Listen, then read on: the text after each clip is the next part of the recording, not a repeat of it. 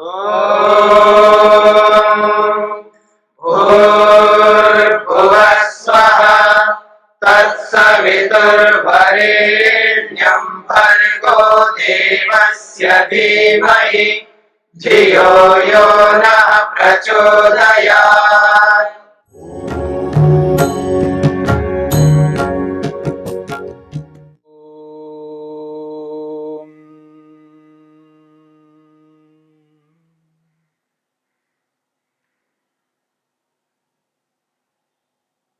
ईश्वर के यथार्थ स्वरूप को लेकर के हम विचार कर रहे हैं। मनुष्य में और ईश्वर में भिन्नता है। मनुष्य ईश्वर नहीं बन सकता और ईश्वर मनुष्य नहीं बन सकता। जो वस्तु जिस रूप में होती है उस वस्तु को बदलने का, परिवर्तन करने का सामर्थ्य किसी भी वस्तु में नहीं है। यानी हम अपनी इच्छा से, अपने प्रयत्न से, अपने ज्ञान से, अपने बल से, अपने सामर्थ्य से किसी भी वस्तु को बदल नहीं सकते, उसके स्वरूप में परिवर्तन नहीं कर सकते। यदि कोई वस्तु जड़ है, नॉन लिविंग थिंग है, तो उसको चेतन नहीं बना सकते।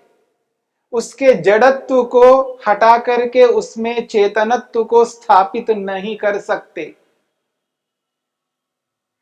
यदि कोई वस्तु चेतन है, लिविंग थिंग है, उसको जड़ वस्तु नहीं बनाया जा सकता। इसलिए इस बात को समझने का प्रयत्न करना, सदा ईश्वर ईश्वर ही रहेगा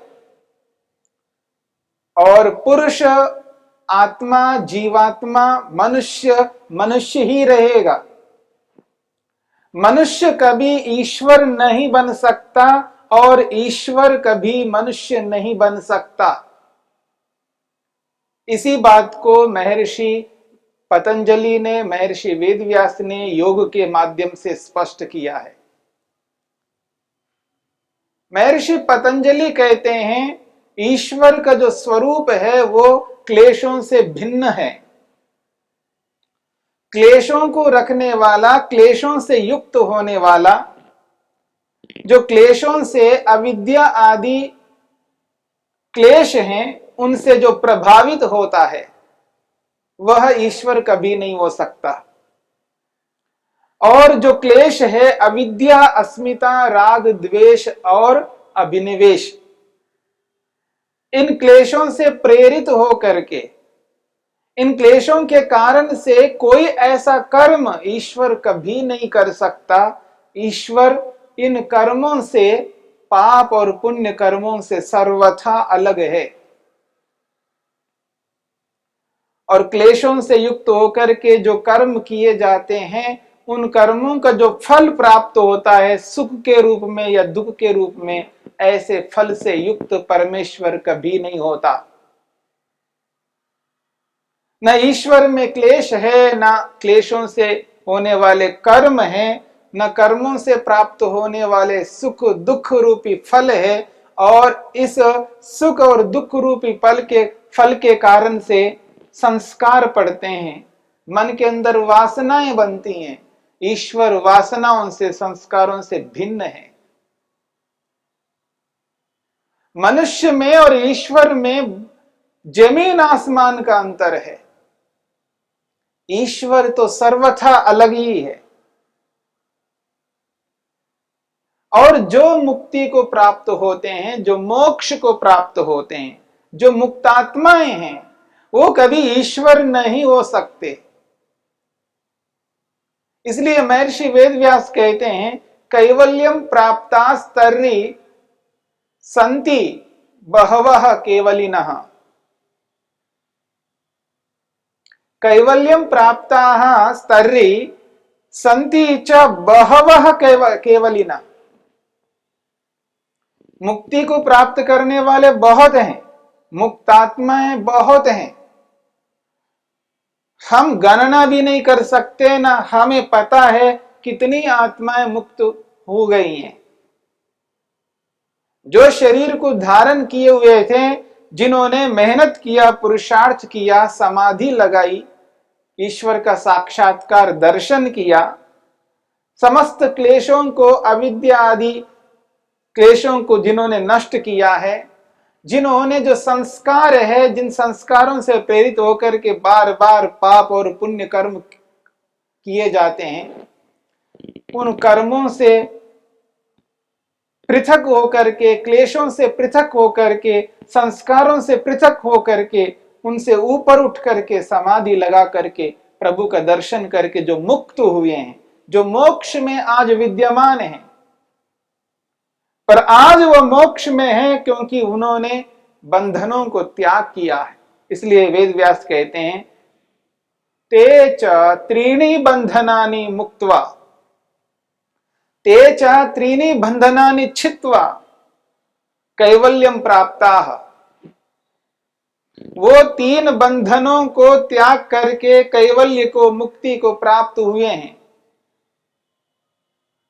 ईश्वरस्य च तत्संबंधो न भूतो न भावी। जिसे ईश्वर कहते हैं, जिसे परमेश्वर कहते हैं, जिसने संपूर्ण ब्रह्मांड का निर्माण किया है, सृष्टि करता है और सृष्टि का पालन करने वाला जो ईश्वर है, ईश्वरस्य च तत्संबंधो न भूतो न भावी। ईश्वर का संबंध उन तीनों बंधनों के साथ न कभी था, न आज वर्तमान में है, न भविष्य में होगा। और हमने विचार किया है तीन बंधन क्या होते हैं। ये जो स्थूल शरीर है, जिस शरीर में आज हम विद्यमान हैं, यह स्थूल शरीर एक बंधन है। जब तक यह स्थूल शरीर रहेगा तब तक व्यक्ति दुखों से पृथक नहीं हो सकता। कोई ना कोई दुख लगा रहेगा। हाँ, कुछ दुखों को हम दूर करते हैं तो नए दुख उत्पन्न होते हैं, उन दुखों को दूर करते हैं फिर और नए दुख उत्पन्न होते हैं, परंतु जब तक शरीर है तब तक दुख भोगना ही होगा। शरीर रूपी बंधन से ईश्वर मुक्त है, कभी शरीर के बंधन में नहीं आता। इस बात को समझने का प्रयत्न करना। जब ईश्वर शरीर के बंधन में नहीं आता तो शरीरधारी ईश्वर कैसे हो सकता? जो ईश्वर शरीर के बंधन में कभी नहीं आ सकता, शरीर को धारण ही नहीं कर सकता, वो शरीरधारी ईश्वर कैसे हो पाएगा? इसलिए स्थूल शरीर के बंधन में ईश्वर नहीं आता।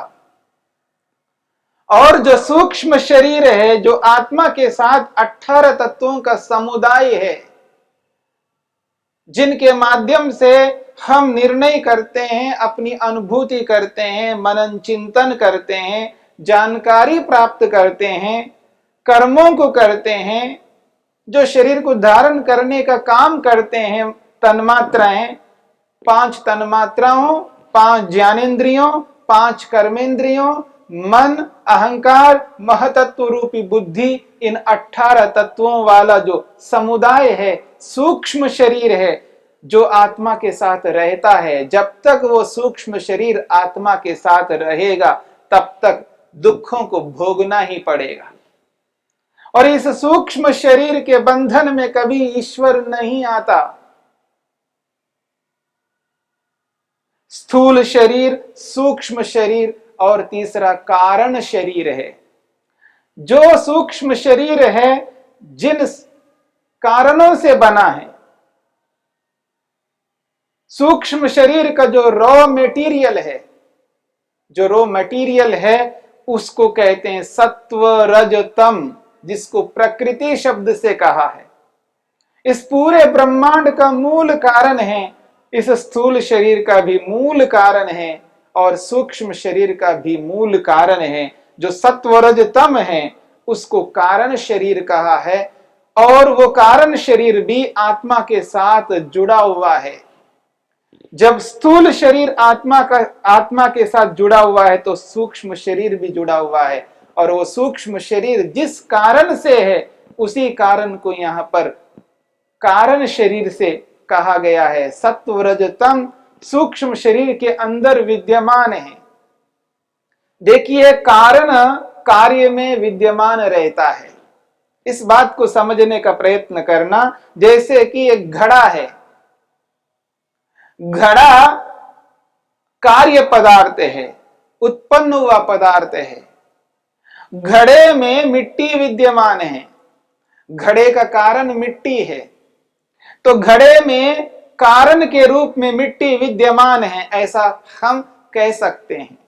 जैसे ये वस्त्र है, ये जो वस्त्र है, इस वस्त्र का जो कारण है वो धागे हैं, या यूं कहिए इस वस्त्र के जो कारण है वो रुई है। मूल कारण के रूप में जो रुई है इस वस्त्र का, तो इस वस्त्र में रुई विद्यमान है, कारण विद्यमान है। ठीक इसी प्रकार जो सूक्ष्म शरीर है, 18 तत्वों का जो समुदाय है, जो आत्मा के साथ रह रहा है, उस समुदाय के अंदर कारण सत्व रज तम विद्यमान है। तो एक प्रकार से आत्मा कारण शरीर के साथ जुड़ा हुआ है। तो ये तीन बंधन हैं, स्थूल शरीर का बंधन, सूक्ष्म शरीर का बंधन और कारण शरीर का बंधन। इन तीनों बंधनों से युक्त जीवात्मा होता है। क्योंकि जीवात्मा मनुष्य शरीर को धारण करता है, परंतु परमात्मा शरीर को कभी धारण नहीं करता। शरीरधारी ईश्वर कभी नहीं हो सकता। इसलिए कहा जा रहा है तस्य ईश्वरस्य, उस ईश्वर का तत्संबंध, उन तीनों शरीरों से संबंध न भूतो न भूतकाल में, बीते हुए काल में कभी था, न वर्तमान में है, न भावी न भविष्यत में। तीनों कालों में कभी भी ईश्वर बंधनों में नहीं आ सकता। इसलिए कहा जा रहा है ईश्वर सदा से मुक्त है और सदा से ईश्वर है। महर्षि वेदव्यास ने एक बहुत अच्छी बात कही है। यथा मुक्तस्य पूर्वा बंधकोटिः प्रज्ञायते, यथा मुक्तस्य पूर्वा बंधकोटिः प्रज्ञायते नैवं ईश्वरस्य। इतने स्पष्ट शब्दों में वेदव्यास लिखते हैं, यथा मुक्तस्य पूर्वा बंधकोटिः प्रज्ञायते। जैसे मुक्तात्मा आज मुक्तात्मा के रूप में है, मुक्तात्मा आज मुक्ति में है, मुक्तात्मा आज मुक्ति का आनंद ले रहा है, मुक्तात्मा आज दुखों से रहित है। जैसे मुक्तात्मा आज मुक्ति में रहता हुआ मुक्ति का अनुभव कर रहा है, लेकिन पूर्वा बंधकोटि ही, मुक्ति से पहले वो किस रूप में था? मुक्ति को प्राप्त करने से पहले मुक्तात्मा किस रूप में था? तो महर्षि वेदव्यास कहते हैं बंधकोटि, वो बंधन में रहा। मुक्ति से पहले वो बंधन में था, तीनों बंधनों में रहा था। आज मुक्ति है तो मुक्ति से पहले वो बंधन में था। नैवम ईश्वरस्य, स्पष्ट शब्दों में कहा जा रहा है ऐसा ईश्वर कभी नहीं होता। जैसे आज ईश्वर है तो कभी पहले वो बंधन में था, ऐसा कभी नहीं हो सकता। इस बात को समझने का प्रयत्न करिए। महर्षि वेदव्यास स्पष्ट शब्दों में कहते हैं जिस प्रकार से मुक्तात्मा मुक्ति से पहले बंधन में था, वैसा ईश्वर कभी नहीं था।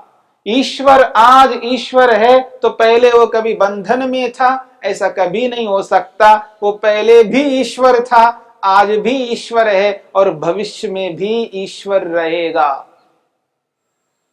ईश्वरत्व कभी ईश्वर से च्युत नहीं हो सकता। ईश्वरपना ईश्वर से कभी अलग नहीं हो सकता। इसलिए महर्षि वेदव्यास कहते हैं सतु सदैव मुक्तः, सतु सदैव मुक्ता सदैव ईश्वरः। महर्षि वेदव्यास स्पष्ट करते हैं परमेश्वर सदा से मुक्त था, वो कभी बंधन में नहीं आया था, ना आज बंधन में आया हुआ है, न भविष्य में कभी बंधन में आएगा। स तु सदैव मुक्तः सदैव ईश्वरः, वो सदा से मुक्त है, सदा से ईश्वर है। ऐसे ईश्वर को बंधन में ला करके हम उस ईश्वर को दुख के साथ जोड़ रहे हैं। आज का संसार आज ईश्वर को शरीरधारी स्वीकार कर रहा है। जो कोई भी आज ईश्वर को ईश्वर के रूप में मानता जा रहा है, वो शरीर के रूप में मान रहा है। अलग अलग ईश्वर के शरीरों को बनाया गया है और ईश्वर को शरीरों में ही देखने का प्रयास किया जा रहा है, परंतु ईश्वर कभी शरीर में आ ही नहीं सकता। जो सर्वव्यापक है वो एक छोटे से शरीर में क्यों आना चाहेगा? जो सर्वशक्तिमान है, इस संपूर्ण ब्रह्मांड का जो निर्माण करता है, सृष्टि करता है, इतने बड़े संसार का निर्माण करने वाला ईश्वर बिना शरीर के इतने बड़े शरीर को, इतने बड़े संसार को उत्पन्न किया। बिना शरीर के इतने बड़े संसार को जिस ईश्वर ने उत्पन्न किया, अब संसार को उत्पन्न करने के बाद में उसको शरीर को धारण करने की क्या आवश्यकता है? इसलिए महर्षि वेदव्यास, महर्षि पतंजलि ये स्पष्ट करते हैं, सदैव मुक्तः, ईश्वर सदा से मुक्त था और सदैव ईश्वर था, वो कभी शरीर के बंधन में कभी नहीं आया। इसी बात को हमें समझना है। जो व्यक्ति आज मनुष्य है वो योग्यताओं को प्राप्त करके कल को ईश्वर बनेगा, ऐसा कभी नहीं हो सकता। क्योंकि मनुष्य कितनी योग्यताओं को प्राप्त करे, वो किसी भी ऊंचाई को प्राप्त करे, वो उसकी ऊंचाई मनुष्यत्व की दृष्टि से ही होगी, वो ईश्वर की दृष्टि से कभी नहीं हो सकती। वो मनुष्य कभी सृष्टिकर्ता नहीं बन सकता और वो मनुष्य कभी इस संसार का पालन नहीं कर सकता। हाँ, बहुत सारे समुदाय को वो देख सकता है, उसको उपकार कर सकता है, अच्छा व्यक्ति हो सकता है, मनुष्यों में श्रेष्ठ मनुष्य हो सकता है, आदरणीय हो सकता है, पूज्य हो सकता है, अनुकरणीय हो सकता है, पर वो सृष्टिकर्ता नहीं हो सकता, वो ईश्वर नहीं हो सकता। इस बात को समझना है। जो लोग मनुष्य को ईश्वर बना देते हैं, एक शरीरधारी है, उसको ईश्वर की संज्ञा दी जा रही है, उसको ईश्वर माना जा रहा है, ईश्वर का अवतार माना जा रहा है, ऐसा कभी नहीं हो सकता। यही बात महर्षि पतंजलि ने, महर्षि वेदव्यास ने यहां पर स्पष्ट कही है। इसी बात को हमें समझना है और ईश्वर को ईश्वर के रूप में रखना है और मनुष्य को मनुष्य के रूप में रखना है।